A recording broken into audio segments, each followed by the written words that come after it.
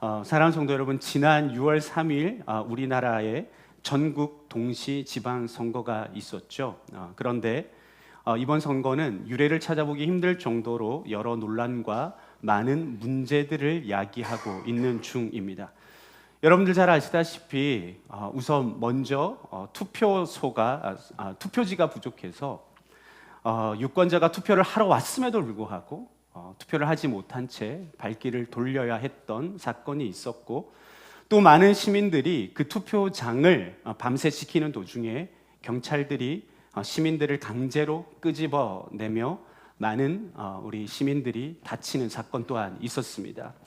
처음에는 투표지가 부족했던 곳이 14곳 정도였다라고 이야기했다가 그 이후에 보니까 100여 곳이 넘는 곳에서 투표지가 부족했다라는 그 사실 또한 우리가 듣게 되었죠. 이로 인한 논란으로 인해서 많은 시민들이 거리로 나와 참정권을 보장하라는 자신의 목소리를 내고 있고, 특별히 서울 올림픽 공원 등 전국 여러 지역에서 재선거를 요구하는 시민들의 외침이 이어지고 있습니다. 그 결과 우리 사회는 다시 한번 갈등과 대립 그리고 혼란의 한가운데 서게 된 것입니다.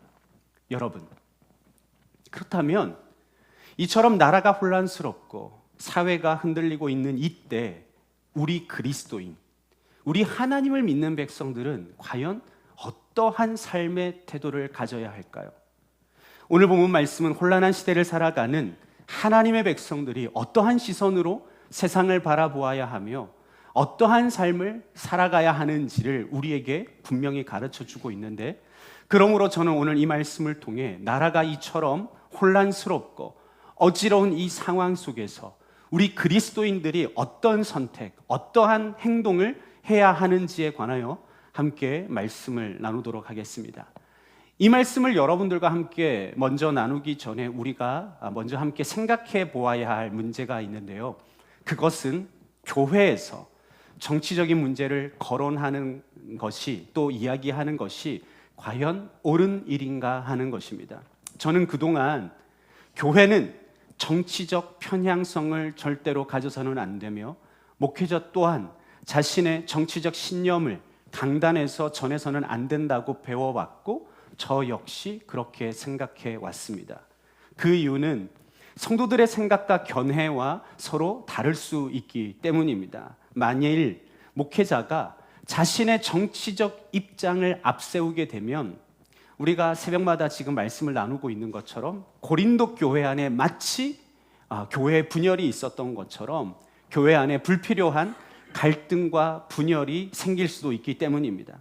사랑하는 성도 여러분, 그러나 오늘 우리가 함께 생각해 보려 하는 문제는 단순히 어느 정당을 지지하느냐, 어떤 정치인을 지지하느냐의 문제가 아닙니다. 이것은 우리가 살아가고 있는 대한민국, 이 사회 속에서 공정과 정의가 바로 세워지고 있는가, 그리고 그리스도인으로서 이러한 문제를 우리가 어떻게 바라보아야 하는가, 그것에 대한 문제인 것입니다. 여러분, 지금 여러분들이 최근 뉴스를 통해 계속 보셔서 아시겠지만 지금 현재 우리나라의 선거 관리 시스템이 얼마나 엉망으로 운영되고 있습니까?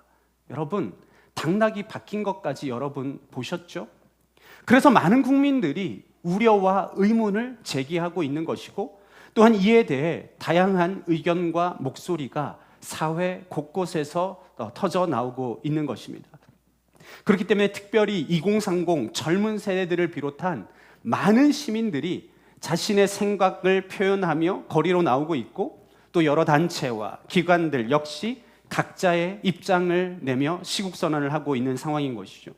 그러므로 여러분, 이처럼 많은 국민들이 목소리를 높이고 있는 바로 이때 오늘 이 자리에 모인 하나님의 백성들인 우리들은 과연 어떠한 자세를 가지고 살아가는 것이 과연 하나님의 뜻이겠느냐 하는 것입니다.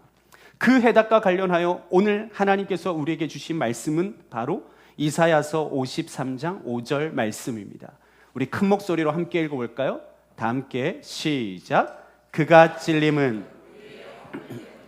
그가 상함은 우리의 죄악 때문이라.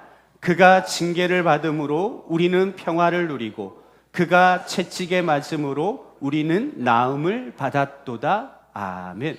사랑하는 성도 여러분, 이 말씀은 장차 예수 그리스도께서 십자가를 지시고 고난 당하실 것에 대하여 구약 시대의 예언자였던 이사야 선지자가 미리 예언한 말씀입니다. 여러분, 그런데 이 말씀 가운데 우리가 특별히 주목해 보아야 할 대목이 있어요. 그것은 바로 그가 징계를 받음으로 우리가 평화를 누리고 그가 채찍에 맞음으로 우리가 나음을 받았다라는 내용입니다. 여기에서 우리는 매우 중요한 진리 한 가지를 발견하게 되는데, 여러분, 그것은 바로 우리가 누리는 평화, 그것 곧 샬롬은 결코 그냥 주어지는 것이 아니라는 것입니다. 여러분, 이 말씀에 의하면 우리는 어떻게 평화를 누리게 되었습니까? 예수께서 우리 대신 징계를 받으셨기에 우리가 누리게 되었고, 예수께서 대신 채찍에 맞으셨기에 우리가 나음을 입게 되었습니다. 다시 말해, 여러분, 오늘 이곳에 있는 저와 여러분, 우리가 모두가 누리는 이 샬롬은요, 예수 그리스도의 희생과 헌신 위에 세워진 것이라는 겁니다. 그런데 여러분, 사실 이것은 평화라 번역된 샬롬이라는 이 단어 자체가 가지고 있는 의미이기도 한데, 여러분, 이 샬롬이라는, 평화라 번역된 이 샬롬이라는 단어의 이 원어는요, 샬렘이라는 단어인데, 히브리어 동사인데, 이 단어가 가지고 있는 의미는 이런 의미입니다. 빚을 갚다, 손해를 배상하다, 대가를 지불하다, 보상하다라는 의미를 가지고 있는 단어예요. 그러므로 여러분, 샬롬은 어떻게 이루어지는 것입니까? 그냥 저절로 이루어지는 것이 아니죠. 그리고 아무런 대가 없이 자연스럽게 생겨나는 것도 아닙니다. 여러분, 샬롬은요, 누군가가 그 값을 대신 치루어 주었기 때문에 이루어지는 거예요. 누군가가 손해를 감수하고, 누군가가 희생을 감수하고, 누군가가 빚을 대신 갚아 주었기 때문에 비로소 샬롬이 이루어지는 거예요. 평화가 이루어지는 것입니다. 그러므로 여러분, 성경에서 말하는 참된 평화는요, 단순히 그냥 갈등이 없는 상태를 의미하는 것이 아니에요.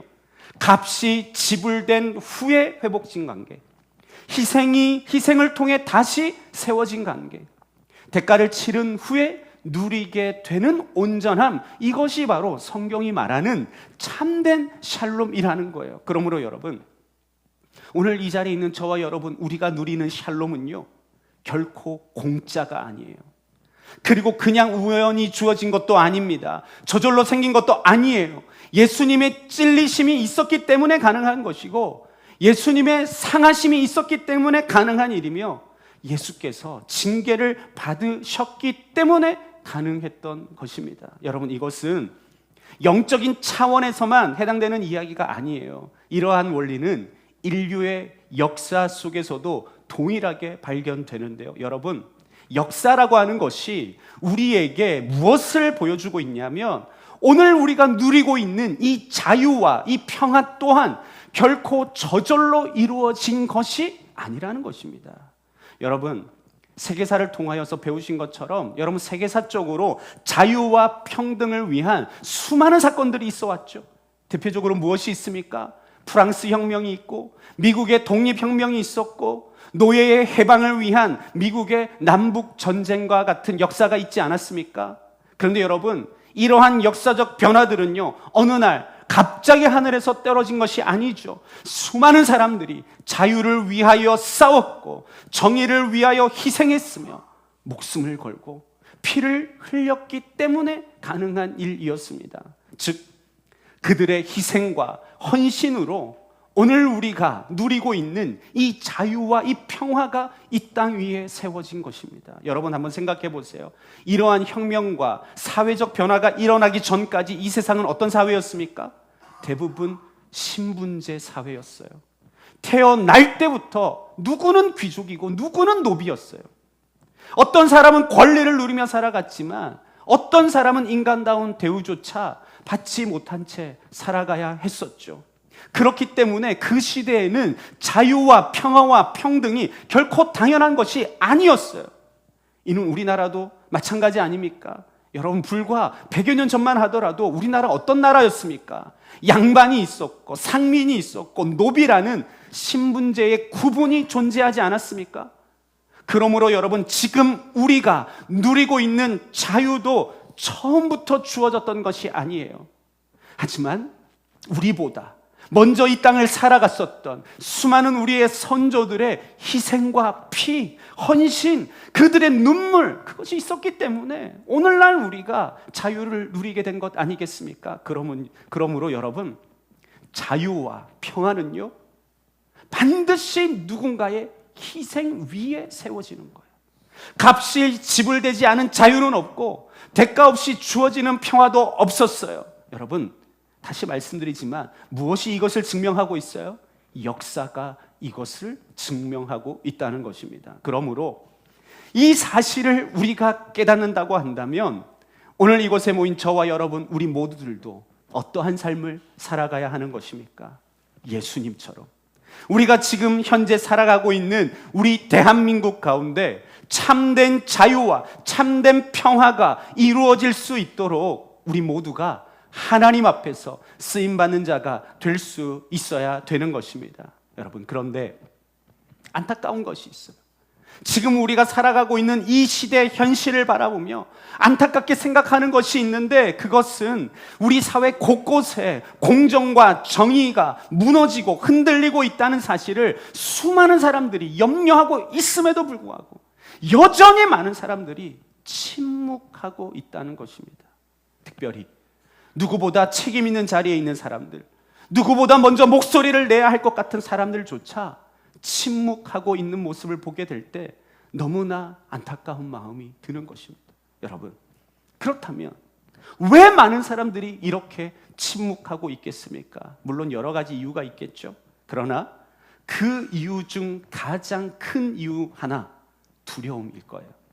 혹시 내가 나섰다가 불이익 당하는 것은 아닐까? 혹시 내가 목소리를 내었다가 손해보는 것은 아닐까? 혹시 내가 문제를 제기했다가 공격을 받게 되는 것은 아닌가? 이러한 두려움 때문에 많은 사람들이 지금 침묵을 선택하고 있는 것이죠.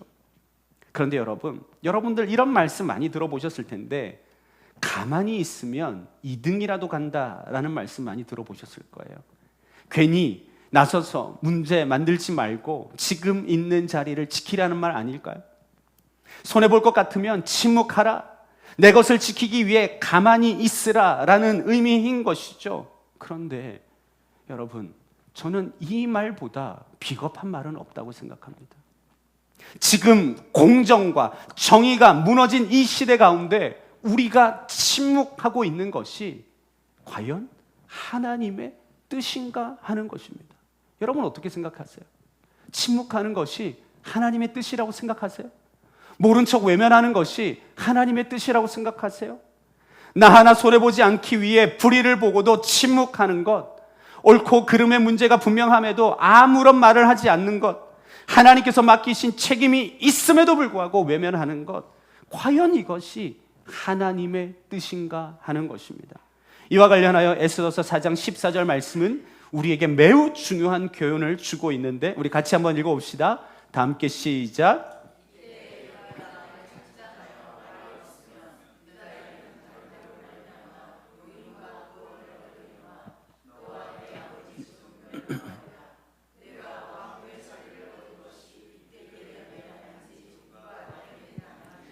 여러분, 이 말씀의 배경 모르시는 분들을 위해서 잠시 설명을 드리면, 하만이라는 자가 모르드게 유대인에 대한 개인적 원한을 가지고 있었어요.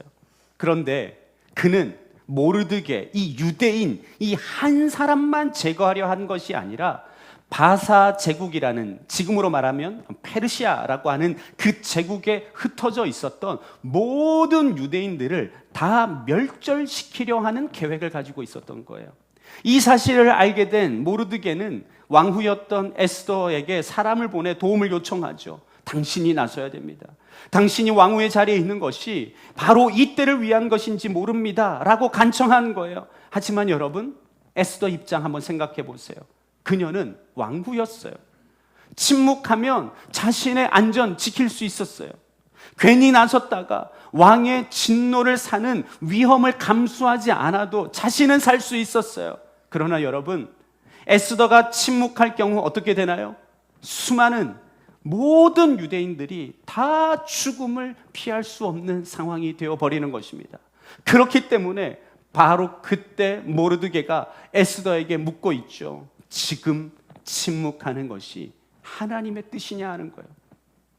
하나님께서 당신을 이 자리에 세우신 이유가 바로 이 때를 위함이 아닌가, 이같이 묻고 있는 것입니다. 결국 에스더는 침묵을 선택하지 않았죠. 두려움보다 사명을 선택했고, 안전보다 순종을 선택했으며, 자신보다 하나님의 뜻을 선택했습니다. 그 결과 하나님께서는 그러한 에스더를 통해 자기 백성을 구원하셨죠. 사랑하는 성도 여러분, 그러므로 오늘 이 말씀이 우리에게 주시는 동일한 교훈이 있다는 거예요. 여러분, 물론 우리는 언제나 사랑으로 말해야 되고, 언제나 진리 안에서 행동해야 되며, 미움과 분노보다는 하나님의 뜻을 따라 행해야 합니다. 그러나 분명한 것은 무엇인가? 침묵해야 될 때와 말해야 할 때가 있다는 거예요. 그리고 하나님께서 말하라 하실 때 침묵하는 것은 결코 믿음의 행동이 아니라는 것입니다. 에스더처럼 하나님께서 우리를 세우신 자리에서 진리를 붙들고 살아가는 것, 여러분, 이것이 진짜 믿음 있는 자의 행동이라는 것이죠. 여러분, 예수님 한번 생각해 보세요. 만약 예수께서 우리를 구원하시는 그 일에 침묵하셨다면 여러분, 우리는 어떻게 되는 것입니까? 만약 예수께서 십자가를 외면하시고 아무 일도 하지 않으셨다면 오늘 이 자리에 있는 저와 여러분, 우리는 어떻게 되는 것입니까? 만약 예수께서 우리의 죄를 위해 행동하지 않으셨다면 어떻게 되겠습니까? 우리는 여전히 죄 가운데 있을 것이고, 영적인 자유도, 영적인 평화도, 하나님과의 화목도 누릴 수 없었겠죠. 그러나 여러분, 예수님은 침묵하지 않으셨어요. 예수님은 말씀하셨어요. 그리고 우리를 위해 행동하셨어요. 그리고 저와 여러분, 우리를 위해 십자가를 향해 걸어가셨습니다. 그리고 그 순종과 희생을 통해 우리에게 참된 자유와 영적인 평화를 우리 가운데 허락하신 것입니다. 자, 그렇다면 이와 같은 상황 속에서 침묵하지 않고 우리가 어떻게 해야 하는가? 그와 관련하여 에스더서 4장 16절 말씀은 이렇게 말씀합니다. 우리 같이 읽어봅시다. 다 함께 시작. 당신은 가서 수산에 있는 유다인을 다 모으고 나를 위하여 금식하되 밤낮 3일을 먹지 말고 마시지도 마소서. 나도 나의 시녀와 더불어 이렇게 금식한 후에 규례를 어기고 왕에게 나아가리니 죽으면 죽으리다 하니라. 아멘. 여러분, 이 말씀을 보시면 사탄이 가장 두려워하는 성도의 한 가지 모습이 드러나고 있는데, 그것이 무엇인지 아십니까? 그것은 바로 에스더와 같이 죽으면 죽으리다라는 믿음으로 나아가는 거예요. 여러분, 사탄은요, 성도가 하나님을 전적으로 신뢰하며 담대하게 나아가는 것을 너무나도 두려워해요. 특별히 성도가 자신의 유익이나 안전보다 하나님의 그 뜻을 더 중요하게 생기며 순종할 때 사탄이 그것을 너무나도 두려워한다는 거예요. 왜 그럴까? 그 이유는 여러분, 사탄이 우리를 넘어뜨리는 가장 흔한 방법 가운데 하나가 바로 두려움이라는 거예요. 여러분, 사탄은요, 끊임없이 우리 마음 가운데 두려움을 심어줘요. 괜히 나섰다가 손해보면 어떡하나? 괜히 말했다가 어려움을 당하면 어떡하나? 괜히 행동했다가 불이익 받으면 어떡하나? 라는 두려움을 계속해서 누가 우리에게 주는 거예요? 사탄이 우리에게 주는 거예요. 이러한 두려움을 우리에게 심어주어서 우리로 하여금 하나님께서 맡기신 이 사명을 포기하게 만들고 믿음의 자리에서 벗어나도록 떠나게 만들고 침묵하게 만드는 거예요. 그래서 많은 경우 사탄의 가장 강력한 무기는요, 실제 공격보다 두려움 바로 그 자체인 거예요. 그러나 여러분, 성도가 하나님을 신뢰하면서 죽으면 죽으리다라는 믿음으로 서게 되면 어떻게 되는 건지 아세요? 상황이 달라져요. 왜 그런가? 더 이상 사탄의 전략인 이 두려움이 통하지 않게 되기 때문입니다. 여러분, 이것은 예수님의 삶을 통해서도 우리가 깨달을 수 있어요. 사탄은 끊임없이 예수님을 대적했고 사람들을 충동질해서 예수님을 위협하고 죽이려고 했어요. 그와 관련한 말씀 누가복음 4장 28절 30절 말씀 이렇게 기록하고 있는데 제가 읽어드릴게요. 회당에 있는 자들이 이것을 듣고 다 크게 화가 나서 일어나 동네 밖으로 쫓아내어 그 동네가 건설된 산 낭떠러지까지 끌고 가서 밀쳐 떨어뜨리고자 하되 예수께서 그들 가운데로 지나서 가시니라. 아멘. 여러분, 이 말씀을 보면 어떻습니까? 예수께서 말씀하시고 나니까 사람들이 크게 분노하고 화를 내면서 심지어 예수님을 낭떠러지에 밀치고 떨어뜨리려고 했어요. 그때 예수님 어떻게 하셨어요? 담대하게 그들 사이를 그냥 지나가셨어요. 목숨을 위협하고 협박하는 앞에서도 물러서지 않으셨어요. 도리어 그들 가운데 당당히 걸어가셨죠. 그리고 끝까지 하나님의 말씀의 뜻을 순종하셨고 죽음마저 두려워하지 않으며 십자가를 향해 나아가셨어요. 그 결과 어떻게 되었습니까? 그 십자가를 통해 죄와 사망의 권세를 깨뜨리시고 완전히 승리를 이루실 수 있으셨죠. 여러분, 이것은 오늘 이 자리에 있는 저와 여러분 우리 모두도 마찬가지예요. 우리들도 하나님께서 맡겨주신 사명을 붙들고 어떠한 두려움과 위협 속에서도 죽으면 죽으리이다 라는 믿음으로 담대히 나아가잖아요. 하나님께서는 우리를 반드시 붙드시고 지켜주실 줄로 믿습니다. 여러분, 그러므로 여러분 믿음으로 우리는 담대히 서서 세상 가운데 승리하는 삶을 살아갈 수 있어야 되는 거예요. 여러분도 살면서 느껴보셨을 거예요. 세상에 살아가면서 어떤 사람이 제일 무섭습니까? 두려움 없이 그냥 죽고자 하고 달려드는 사람은 우리가 절대로 이길 수가 없어요. 여러분, 아무리 등치가 작아도 등치 큰 사람 앞에서 죽자 달려들면요, 등치 큰 사람이 물러날 수밖에 없어요. 그러므로 여러분, 옳다고 믿는 일을 위하여 모든 것을 걸고 나아가는 사람, 죽을 각오를 하고 맞서는 사람, 이러한 사람을 세상 사람들도 두려워하지만 누구도 두려워해요? 사탄도 두려워한다는 거예요. 그러므로 여러분, 우리 모두 죽으면 죽으리이다, 그와 같은 믿음 가지고 나아갔던 에스더처럼 나아가야 되는 거예요. 그러할 때 에스더처럼 하나님께서 오늘 이 자리에 있는 저와 여러분 우리 모두를 사용하여 주셔서 하나님께서 이루고자 하시는 그 역사 가운데 우리가 귀하게 쓰임받을 수 있게 되는 것입니다. 그러므로 우리에게 필요한 것은 바로 이러한 믿음인 거예요. 결과를 계산하기 전에 하나님의 뜻을 먼저 붙드는 믿음, 손해와 유익을 따지기 전에 하나님께 순종하는 믿음, 두려움보다 하나님을 더 크게 바라보는 믿음, 바로 이와 같은 믿음이 오늘 이 자리에 있는 저와 여러분 우리 모두 가운데 반드시 있어야 되는 것입니다. 그러므로 사랑하는 성도 여러분, 오늘 이 자리에 있는 저와 여러분 우리 모두 에스더와 같은 믿음을 품으십시다. 두려움 때문에 침묵하는 자가 아니라 믿음으로 순종하는 자가 되십시다. 사람을 두려워하기보다 하나님을 두려워하고 경외하는 자가 되십시다. 그리하여 하나님께서 맡기신 자리에서 의와 진리를 붙들고 살아감으로써 하나님의 평화와 하나님의 뜻이 이 땅 가운데 더욱 드러나게 하는데 귀하게 쓰임 받으시는 모든 믿음의 성도들이 되시길 주님의 이름으로 축복합니다. 말씀을 마무리하겠습니다. 여러분, 앞서 말씀드린 것처럼 여러분, 자유와 평화는요 결코 공짜가 아니에요.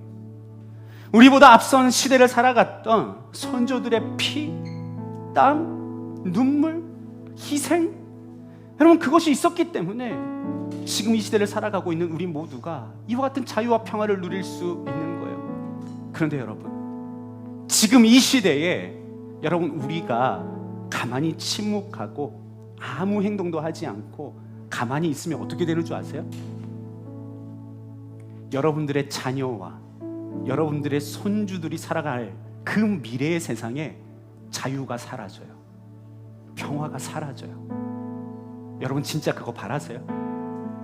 진짜 바라는 것입니까?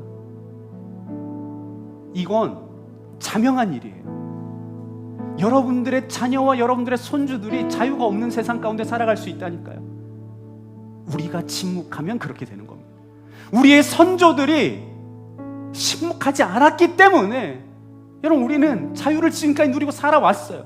그러나 여러분 침묵하면 여러분들이 여러분들의 후손들에게 자유 없는 세상을 물려주게 될 거예요. 이것보다 더 충격적인 일이 어디 있을 수 있겠습니까? 그러므로 우리는 침묵하지 말고 하나님 앞에 나와 부르짖고 기도하고 이 땅에 하나님께서 주신 이 기회를 붙잡고 우리가 하나님 앞에 가까이 나아갈 수 있어야 되는 것입니다. 그러므로 영적으로 깨어 기도하고 선포하고 행동하고 부르짖고 우리 믿음의 선배들이 행하셨던 그 모든 행동과 같은 그런 모습들이 오늘 이곳에 있는 저와 여러분 우리들부터 있어야 될 줄로 믿습니다.